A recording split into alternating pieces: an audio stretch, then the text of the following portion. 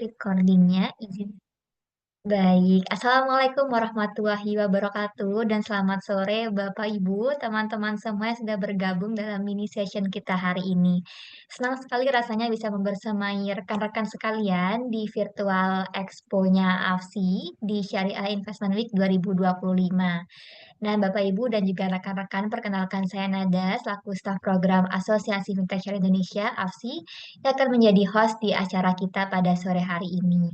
Nah, sore hari ini kita akan membahas topik mini session yang sangat relevan dan penting khususnya untuk anak muda ya, sesuai dengan segmentasi pasarnya SIW 2025. Nah, temanya apa teman-teman? Jadi temanya adalah punya tujuan hidup. Finansial juga harus punya kompasnya. Nah, topik ini akan membuka wawasan kita semua tentang bagaimana sih kita akan menyelaraskan tujuan hidup dengan tujuan finansial berlandaskan dengan prinsip halal lifestyle nantinya. Nah, untuk membahas topik yang menarik ini, kita sudah kedatangan narasumber kita yang luar biasa. Role model saya juga, teman-teman, ada Ibu Mahaning Riana, selaku Direktur Eksekutif dari Asosiasi Fintech Syariah Indonesia (AFSI). Nah, baik izinkan saya untuk menyapa beliau terlebih dahulu ya, teman-teman. Assalamualaikum, Ibu Mahaning. Waalaikumsalam warahmatullahi wabarakatuh. Nada, apa kabar? Baik, Ibu. Alhamdulillah. Ibu gimana kabarnya? Masya Allah, luar biasa. Senang sekali berada di ruang Zoom ini bersama Nada sore hari ini. Masya Allah, semoga nanti insight yang Ibu akan bagikan tentunya bermanfaat ya Bu ya untuk rekan-rekan yang hadir di Virtual Expo SIW 2025. Baik, Amin. baik Bu Mahaning, kita sambil nunggu peserta gitu ya. Nanti jika ada Bapak Ibu dan juga rekan-rekan yang ingin bertanya, bisa interaktif saja. Nanti bisa menggunakan fitur chat atau mungkin jika ingin bertanya langsung kepada Ibu Mahaning, saya persilakan untuk menggunakan fitur raise hand ya teman-teman. Nah, baik. Kalau begitu kita mungkin izin ke beberapa pertanyaan ya Bu ya untuk memulai mini session di sore hari ini. Mungkin kalau lagi zamannya puasa ini sama kayak ngabuburit gitu ya, nemenin teman-teman ngabuburit gitu ya. Iya, Nah, betul. Masya Allah, Jumat berkah, semoga teman-teman juga nantinya paham gitu ya, bagaimana sih kita mengelola finansial gitu ya, utamanya dengan prinsip-prinsip halal lifestyle akan dibahas bersama narasumber kita. Nah, baik untuk mengawali sesi diskusi nih Bu, mungkin izin tanya gitu ya, sekaligus mewakili generasi muda juga. Nah, kenapa sih Bu Haning kira-kira anak muda sekarang ini wajib banget punya kompas finansial? Apa efeknya kalau kita sebagai generasi muda ini nggak punya kompasnya nih Bu? Baik, terima kasih Nada. Bismillah. Assalamualaikum warahmatullahi wabarakatuh. Ini pertanyaannya panjang menjawabnya.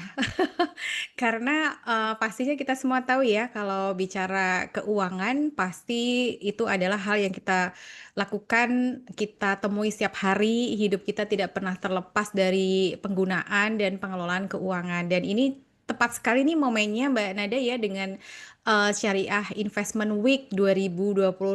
Jadi ini memang waktu yang tepat untuk kita membahas keuangan.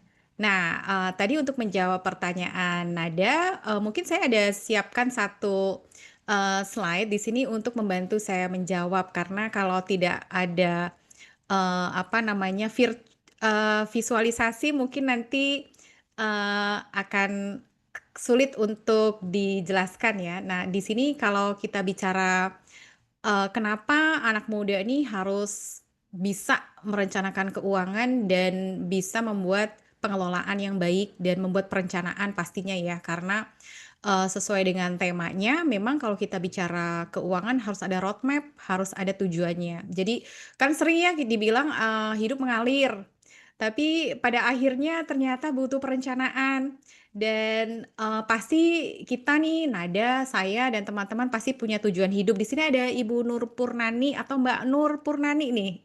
Masya Allah ada Ibu Erika juga. Ini hari ini kita, interaktif ya, Nada, ya? Siap Ibu. Jadi jadi di sini, kenapa keuangan itu harus ada kompas, pastinya karena kita punya tujuan hidup. Mungkin untuk teman-teman di luar yang masih muda, masih kuliah atau masih baru berkarir, mungkin belum kelihatan ya ujungnya kemana nih perjalanan hidup. Tapi kalau misalnya nih kita jabarkan dalam sebuah perjalanan kehidupan, ini mungkin kita nih yang hadir di sini nih, ada Ibu Erika, ada Ibu Nur, ada Nada, kita semua ada di titik kehidupan yang berbeda-beda. Jadi, di sini, Nada nih, baru saja selesai kuliah, baru memulai karir bekerja, eee, sedang merasakan mendapatkan pendapatan untuk diri sendiri. Pasti perjalanannya, kebutuhannya beda dengan, saya nih yang sudah ada hampir di ujung kanan. Udah ada anak, sudah anaknya udah satu menikah, satu masih SD, tentunya berbeda dengan kebutuhan nada dan juga kebutuhan dengan, bapak ibu dan teman-teman di sini. Nah, kenapa perlu kompas? Karena pada saat kita menjalankan kehidupan, sebetulnya perencanaan itu penting, karena akan ada masa di mana kebutuhan keuangan itu menyesuaikan dengan perjalanan kehidupan, nada. Jadi di sini ya, contohnya buat teman-teman yang masih kuliah, karena masih menjadi tanggungan orang tua, mungkin belum kepikiran mengenai bagaimana mengelola atau menghadapi kehidupan keuangan. Tapi mungkin Nada juga sudah merasakan ya hidup, sendiri mendapatkan gaji, mengelola uang, beda ya dengan pada saat masih ditanggung orang tua. Nah, itu adalah perjalanan yang memang harus direncanakan. Kenapa? Karena dalam kehidupan itu ada hal-hal sepanjang perjalanan kehidupan, ada yang pasti dan ada yang tidak pasti. Dan semua yang akan kita lalui dalam kehidupan itu pasti ada dekat sekali hubungannya dengan, kebutuhan atas uang. Jadi, uang bukan tujuan utama, tapi uang adalah, sarana untuk kita mencapai tujuan-tujuan hidup. Jadi pasti di sini Mbak Nada punya cita-cita ya? Saya punya Tentu, Bu. cita-cita, Mbak Nada punya cita-cita, mungkin kita nggak usah nanya karena rahasia cita-cita, Nada, tapi pasti ada dan, salah satu yang bisa, dilakukan untuk mencapai cita-cita tersebut adalah, sarana, salah satunya adalah uang. Nah, kenapa perlu dikelola atau direncanakan? Karena pada saat kita hidup, ada hal-hal yang memang sudah kita ketahui akan kita lewatin, tapi ada juga hal-hal yang menjadi resiko yang hanya Allah yang tahu. Nah, untuk hal-hal yang bakal insya Allah kita lewatin nih, contohnya nih, anak saya yang kedua nih, naik kelas 3. Saya udah tahu pasti ya nanti pada saat anak saya naik kelas 3 pasti ada kebutuhan membayar uang pangkal naik kelas, membayar seragam baru, kemudian membayar alat tulis, itu kan hal-hal yang sudah ketahuan bakal dikeluarkan dari sisi biaya. Nah, itu adalah contoh, hal-hal yang memang sudah terlihat akan menjadi, biaya yang harus dikeluarkan. Nah, untuk teman-teman di sini yang masih muda, yang masih mahasiswa, contohnya ya, mengelola keuangan yang diperoleh dari orang tua, uang saku nih. Sudah tahu misalnya, bulan Juli bakal liburan, dan ada banyak kegiatan ekstrakurikuler atau kegiatan-kegiatan training-training yang teman-teman ingin ikuti, yang berbiaya. Nah, itu kan berarti sudah terlihat nih bakal ada, kebutuhan untuk training pembekalan diri yang perlu biaya. Nah, hal-hal kecil seperti itu sebetulnya memberikan kita petunjuk bahwa sebetulnya banyak sekali elemen dalam kehidupan kita ini yang memang harus direncanakan. Dan, nada di dalam kehidupan kita sehari-hari kan kita nih, sayangnya ya sampai saat ini belum ada, perencanaan keuangan ini masuk dalam silabus-silabus pendidikan. Padahal jelas sekali yang namanya keuangan ini memang harus menjadi bagian dari kebiasaan kita untuk mengelola. Bayangkan kalau kita sudah tahu nih sebagai orang tua ya, mungkin teman-teman di sini sebagai anak masih belum kebayang, tapi kalau nanti sebagai orang tua akan kalau sudah punya anak nanti akan udah otomatis kebayang nih, "Oh anak saya tahun depan masuk SD, berarti akan ada biaya untuk sekolah." Atau mungkin sebentar lagi anak saya menikah. Nah, berarti akan ada biaya untuk pernikahan. Itu adalah jenis-jenis kegiatan atau kebutuhan yang pasti membutuhkan uang. Dan kenapa direncanakan? Karena kadang kebutuhan ini ada yang kebutuhan kecil, ada kebutuhan besar, dan kalau kita bicara kebutuhan, itu kita bisa bagi 3 Mbak Nada. Ini jawabannya memang panjang ternyata ya. Jadi kalau kita bicara kebutuhan, ada kebutuhan pokok. Jadi kalau teman-teman di sini yang baru berkarir, misalnya baru diterima bekerja, baru tahun pertama atau kedua berkarir, itu sudah bisa mulai melihat ya, oh ternyata ada kebutuhan pokok nih yang harus sehari-hari dipenuhi. Makan, sekarang makan harus beli sendiri, masak sendiri. Kemudian ke kantor berangkat harus ada biaya transportasi. Kemudian ada biaya internet, ada biaya telepon, ada biaya kebutuhan-kebutuhan lain, misalnya kebutuhan yang harus dibeli setiap minggu, misalnya kebutuhan kebersihan dan sebagainya. Itu adalah kebutuhan pokok yang harus dipenuhi. Kalau tidak, kita bisa misalnya nih kalau nggak makan bisa sakit. Kalau nggak bayar kos, nanti tinggal di mana? Nah, itu adalah kebutuhan-kebutuhan pokok yang harus dipenuhi. Dan kebutuhan pokok ini pastinya butuh uang untuk mencukupi. Nah, bayangkan kalau misalnya nih, sekarang kan lagi sering banget di Instagram ya Nada ya, ada orang yang hitung-hitungan nih, coba dihitung dong Kak, kalau gaji 5 juta, anak satu, coba dihitung dong kebutuhan sebulan. Nah, itu termasuk salah satu bentuk perencanaan. Karena bayangkan nih, kita kan nggak gajian tiap hari ya, Nada ya. Kita gajiannya saat ini kalau kita karyawan, gajiannya biasanya normalnya sebulan sekali. Nah, sebulan sekali anggaplah kita bicara gaji kita 5 juta. Nah, berarti kan kita harus memastikan 5 juta ini cukup. Karena kalau nggak cukup berarti minus.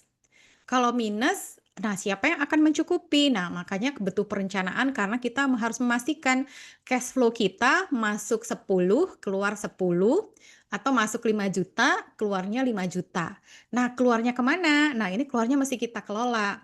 Nah, pada saat kita bicara mindful living secara syariah, Nada, ada beberapa apa namanya saran-saran yang sudah ditetapkan di Al-Qur'an mengenai bagaimana kita mengelola.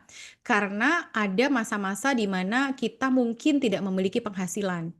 Nah, bayangkan ya, ada orang-orang yang qadarullah, misalnya nih, ada sebuah keluarga, ayahnya, tiba-tiba meninggal atau tiba-tiba sakit sehingga tidak bisa mendapatkan pendapatan. Kebayang ya, yang tadinya ada gaji diterima setiap bulan, tiba-tiba bulan berikutnya sudah nggak ada uang diterima karena si ayah meninggal. Nah, ini kan berarti ada kejadian-kejadian risiko-risiko yang kita tidak pernah ketahui akan terjadi, tapi akan dilewatin. Nah, itu dengan adanya perencanaan, hal-hal yang darurat seperti itu akan bisa kita masukkan ke dalam perencanaan. Nah, kalau kita bicara kebutuhan, pastinya tadi ada kebutuhan pokok.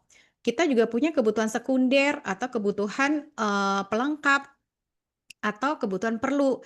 Kalau tadinya nih misalnya teman-teman ke kantor berangkatnya naik apa namanya, naik Gojek.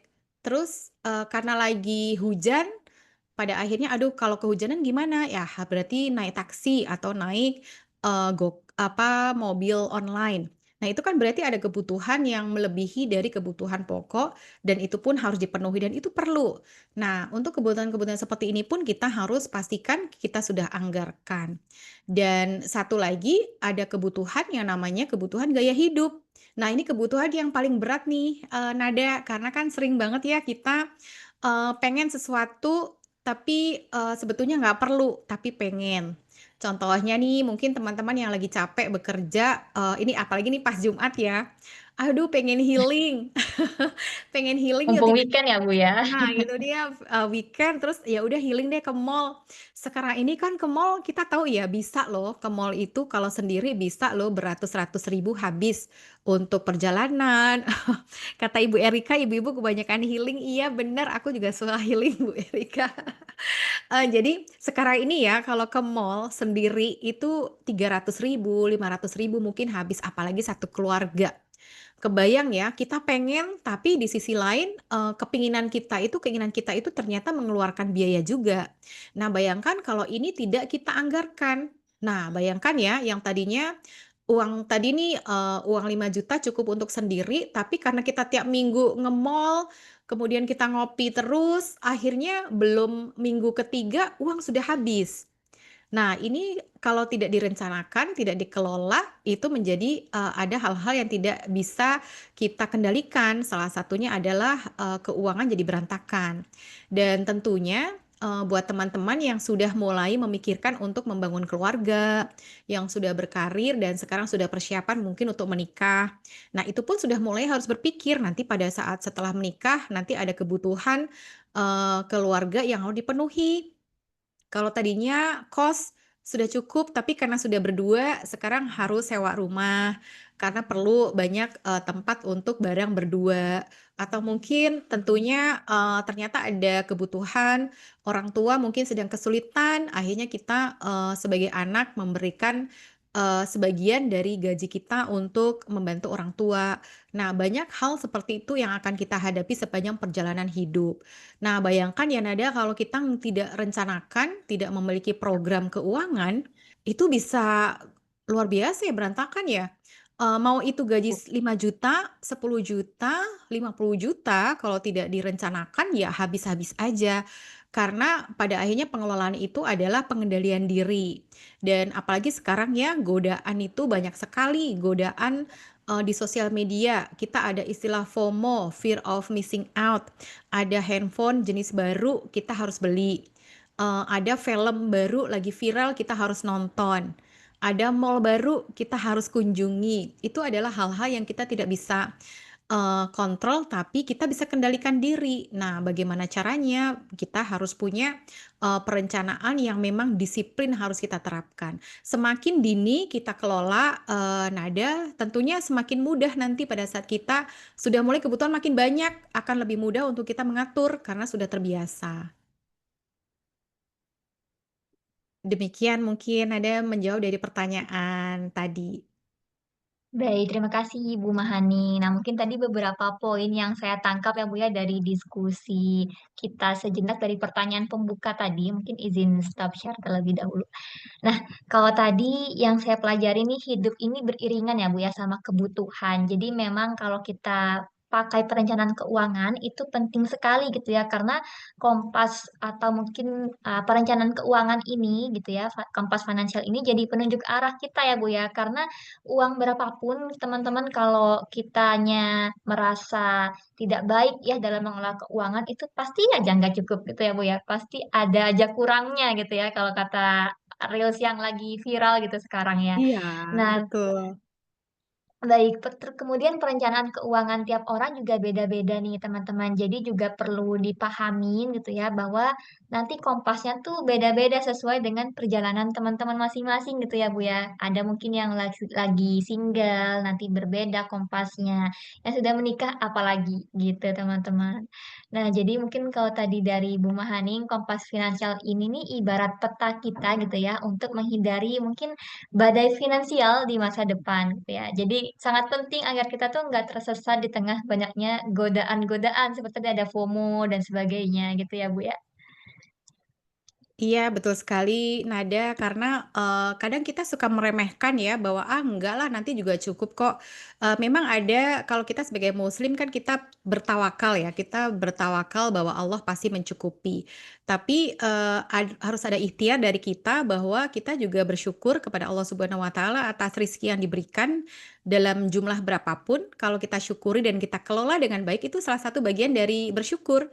Jadi, bersyukur nih alhamdulillah kita dapat pekerjaan dengan gaji, misalnya 3 juta itu alhamdulillah disyukuri dan dikelola. Karena, bersyukur itu kan ya Allah sudah berjanji, kalau kita bersyukur Allah akan tambahkan. Nah, ini juga termasuk salah satu, tips untuk kita, berikhtiar untuk meningkatkan pendapatan. Jadi syukuri dulu baru nanti Allah akan titipkan yang lebih besar. Dan, perencanaan itu penting sekali ya Nada ya, termasuk dalam hal ini menyelaraskan kompas kita dengan tujuan hidup atau cita-cita. Jadi misalnya, Nada nih berencana untuk saya pengen nanti tahun depan jalan-jalan ke Korea, ya kan. Nah, dihitung dulu nih sekarang, tahun ini dihitung, oh kebutuhan ke Korea mungkin 30 juta. Berarti tahun depan berangkat, berarti ada waktu 12 bulan nih untuk nabung. Nah, bayangkan 30 juta dibagi 12 bulan itu kan cukup ya untuk menabung per bulannya untuk nanti bisa benar-benar jalan-jalan tahun depan. Nah, bayangkan kalau kita nggak menabung tahu-tahu pengen yuk besok ke Korea berangkat.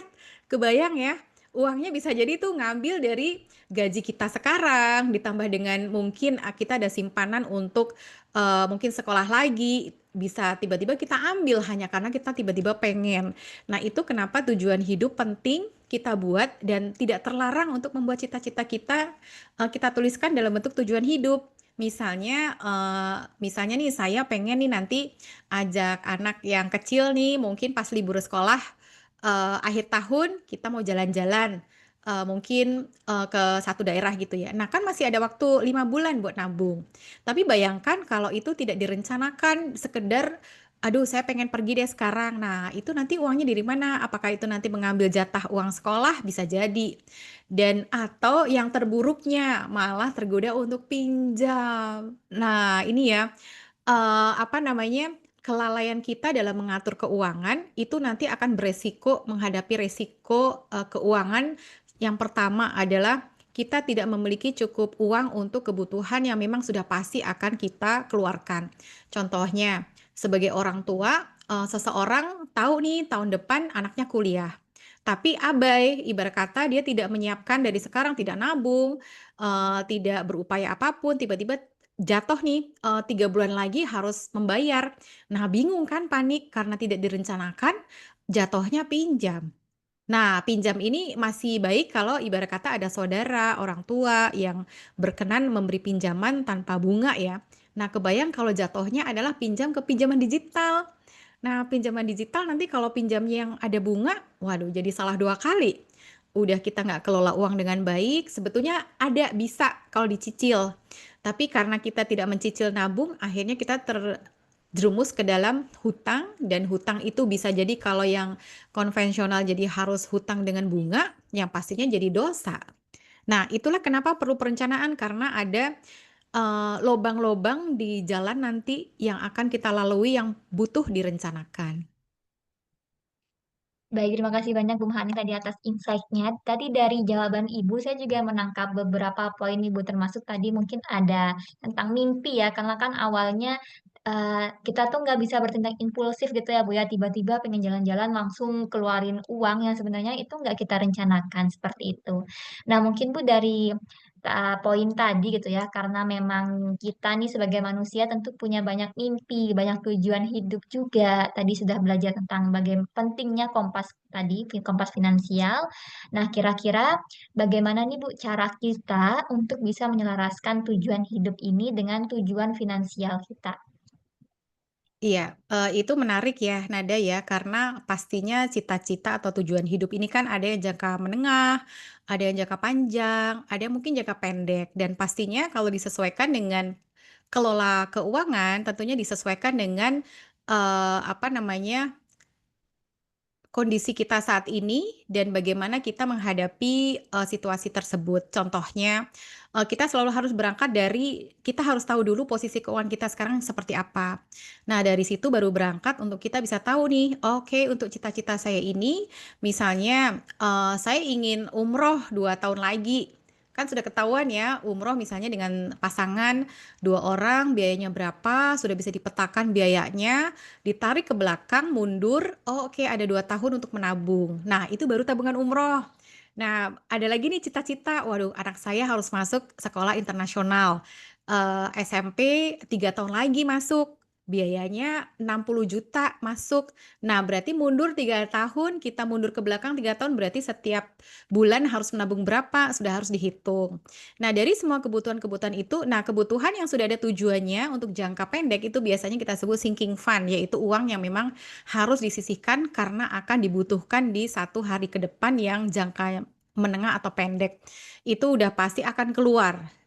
Uang sekolah pasti akan keluar, dan kita pengen umroh pasti akan kita keluarkan untuk biaya umroh. Nah kemudian ada lagi yang lain yaitu ada bayangkan ya kita kan nggak setiap hari itu sehat. Ada masa kita tiba-tiba sakit, tiba-tiba gigi ngilu, harus ke dokter gigi, atau mungkin tiba-tiba mendadak kok tiba-tiba perut mules. Nah, ada hal-hal di mana ada saat-saat di mana kita itu qadarullah tidak sehat sehingga harus ke dokter. Itu kan butuh biaya ya. Nah, dari mana uang itu? Nah, sebaiknya kita semua punya yang namanya simpanan dana darurat. Dana darurat ini untuk apa? Untuk hal-hal yang tadi, yang memang benar-benar darurat harus segera terpenuhi tanpa harus mengganggu kebutuhan sehari-hari.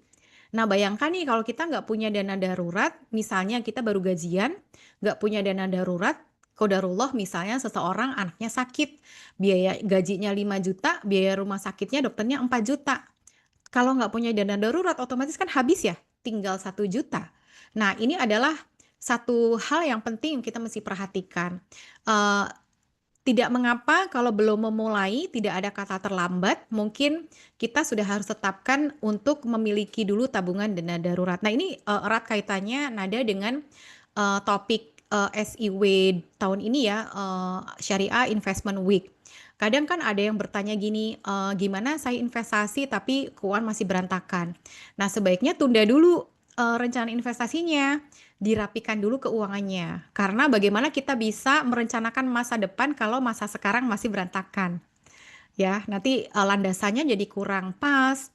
Nah, dengan, tadi kita memikirkan mengenai kita memiliki dana darurat, nah ini mungkin di slide tadi kita ada sedikit sharing di slide ketiga mengenai, perjalanan keuangan terutama untuk teman-teman yang baru memiliki gaji atau baru mengalami bencana keuangan. Nah, ini saya tidak ahli di investasi tapi, apa namanya, untuk, eee, check up keuangan ini ada tips yang bisa digunakan, yang next, Nada.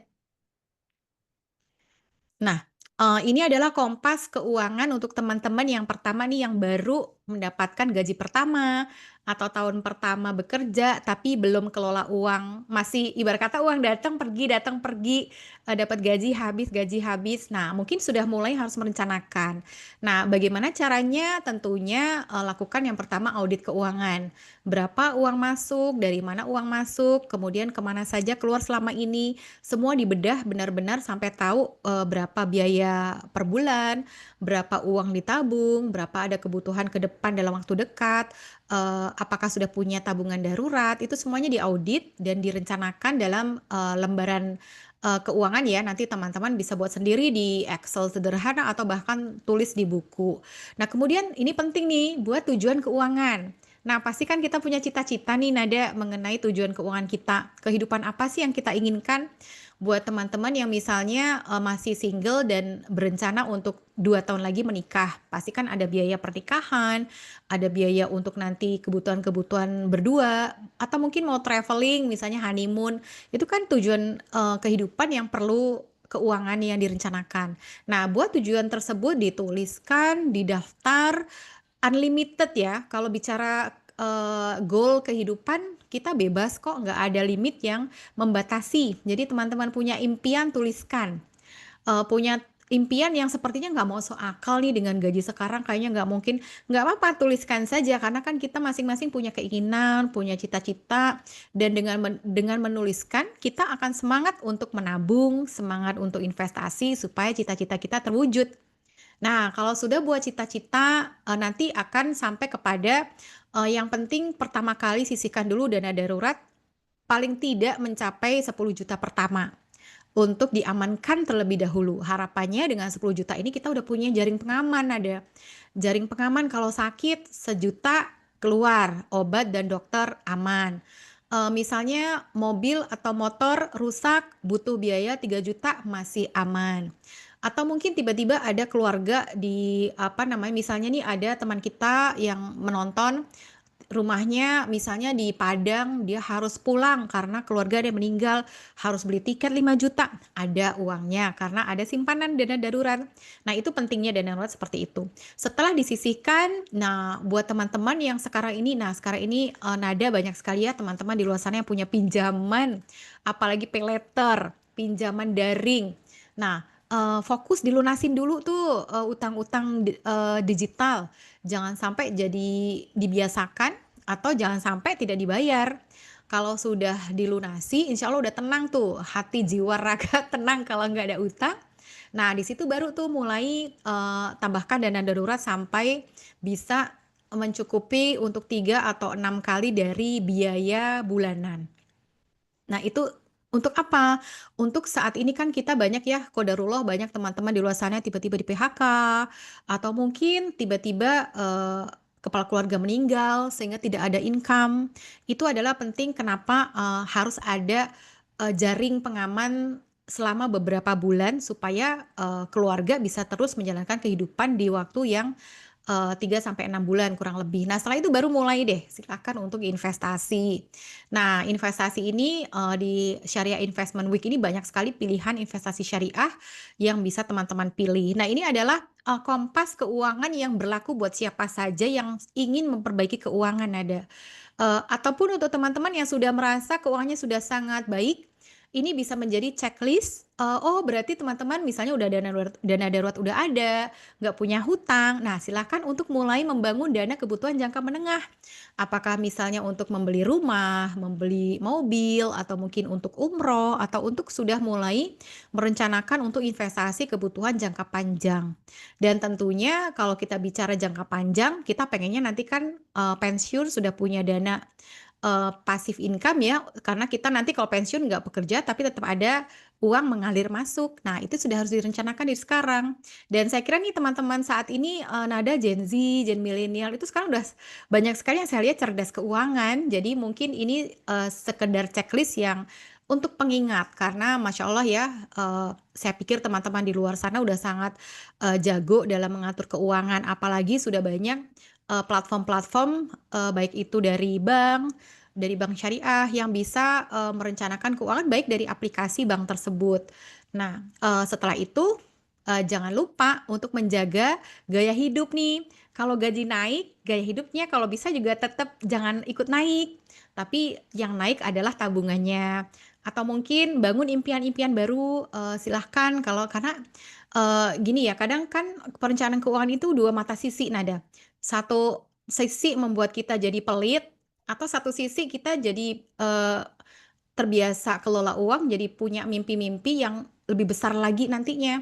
Satu mimpi terpenuhi, jadi, "Wah, bisa juga ya ternyata menabung kalau mau pengen handphone yang bagus, ternyata dengan menabung bisa nih." Nah, akhirnya, "Oh iya ya ternyata bisa menabung, tujuan-tujuan kita bisa tercapai." Nah, itu semua adalah gaya hidup yang harus terus dipertahankan dan pastinya, kompas keuangan ini sering-sering direview.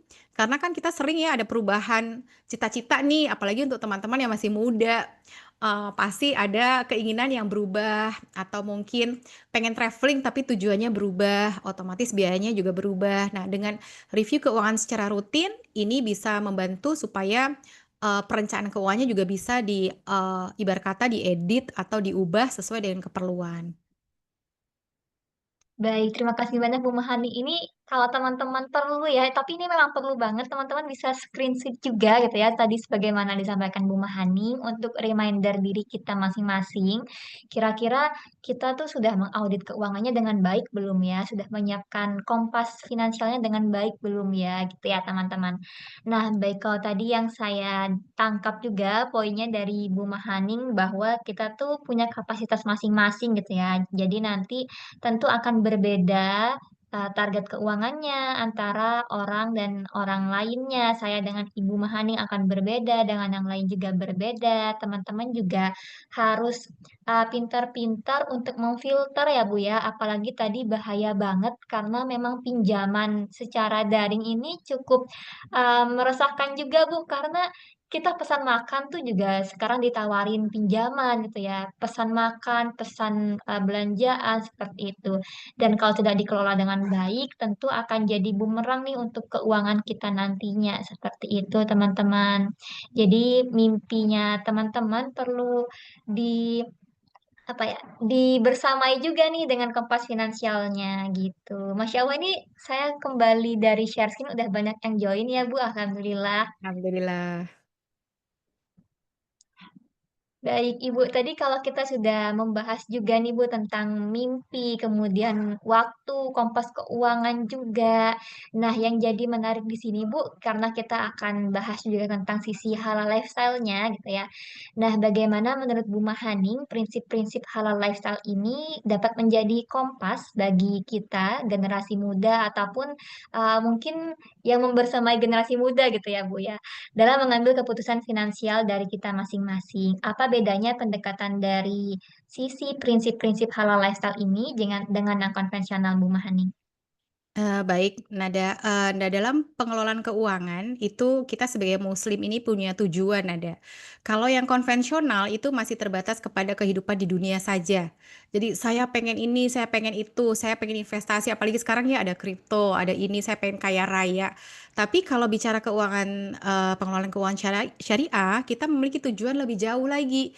Kita memiliki tujuan untuk tidak hanya sukses di dunia, tapi juga sukses di akhirat. Jadi uang kita ini hanya sebagai alat untuk kita bisa sukses di akhirat kelak. Jadi lebih jauh lagi tujuannya. Dan ini alhamdulillah ya, kita diberi panduan oleh Allah dalam Al-Quran dan juga oleh Rasulullah SAW, pengelolaan-pengelolaan keuangan yang sesuai dengan syariat yang mudah untuk diikutin. Yang pertama pastinya kita tahu bahwa kelola keuangan adalah ibadah. Jadi mau nggak mau memang kita harus kelola dengan baik. Dan setiap rupiah itu harus ditujukan untuk membantu kita beribadah. Jadi contohnya nih, jangan sampai kita punya uang lebih tapi kita pakai untuk misalnya nonton film yang tidak pantas, banyak aurat dibuka, tercampur laki perempuan, ya pasti Allah marah ya karena uang kita ya saya udah kasih kamu uang 500.000 kok dibuang-buang hanya untuk hal-hal yang saya nggak suka. Nah, setiap kali ada pengeluaran uang, kita seharusnya mengecek bahwa Allah suka nggak ya kalau uang ini saya belanjakan untuk ini? Allah suka nggak ya kalau saya cari kerja dengan cara ini? Karena apa? Nanti pada saat kita dimintai pertanggungjawaban, itu kita ada pertanyaan-pertanyaan yang harus kita jawab, Nada. Dari mana uang kita dapatkan dan untuk apa uang dibelanjakan? Ini dua pertanyaan wajib yang bakal kita jawab nantinya.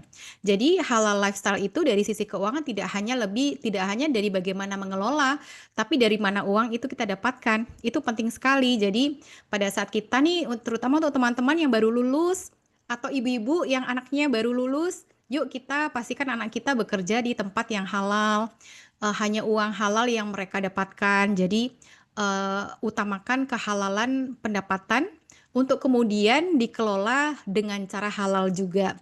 Jadi dari ujung ke ujung halal.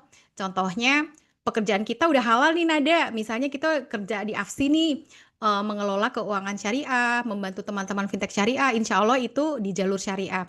Tapi uangnya kita alirkan atau gajinya kita tampung di tabungan konvensional, kan jadi kurang pas ya. Jadi banyak Betul, sekali Bu. teman-teman kita yang meremehkan pemilihan bank untuk menabung atau untuk mengalirkan uang. Nah, ini pun juga hal-hal yang kelihatannya kecil tapi Allah lihat di saat kita sudah memiliki banyak pilihan bank syariah, tidak ada alasan untuk menggunakan bank konvensional. Nah, terus kemana uang dibelanjakan? Nah, itu tadi ada pengelolaan keuangan sehingga kita bisa dengan sadar, penuh kesadaran mengeluarkan uang untuk hal-hal yang baik-baik saja. Contohnya, ini kan sering ya kita lihat di Instagram, jangan merokok. Nah, mungkin banyak teman-teman di luar yang nggak apa-apa ngerokok, aku sehat-sehat aja. Tapi mungkin kita kalau mau ngerokok kita tanya dulu ke diri kita sendiri, Allah suka nggak ya aku ngerokok? Di saat uang itu mungkin bisa dipakai untuk membantu orang tuanya, atau uang yang dipakai untuk beli rokok ternyata cukup untuk membayar guru ngaji anaknya. Nah, hal-hal kayak gini kita harus lebih sadar. Jadi setiap detik, setiap pengeluaran itu kita tahu ditujukan untuk hal-hal yang baik. Untuk apa? Supaya nanti pada saat pertanggungjawaban kita bisa menjawab, "Kamu dapat uang 5 juta buat apa aja?" "Oh iya nih 1 juta ini, 100.000 ini, yang lainnya A, B, C, D, E." Itu nanti Allah akan minta pertanggungjawaban dan kalau kita mau surga, ya pastinya uang pun menjadi bagian dari hal yang nanti Allah akan minta pertanggungjawaban. Dan menariknya lagi, nada perencanaan keuangan secara syariah itu menyenangkan karena membuat hati kita damai. Bayangkan kalau kita misalnya nih, dalam banyak hadis juga disebutkan ya, kalau kita, terlibat dalam riba, itu Allah dan Rasulullah SAW akan memerangi kita.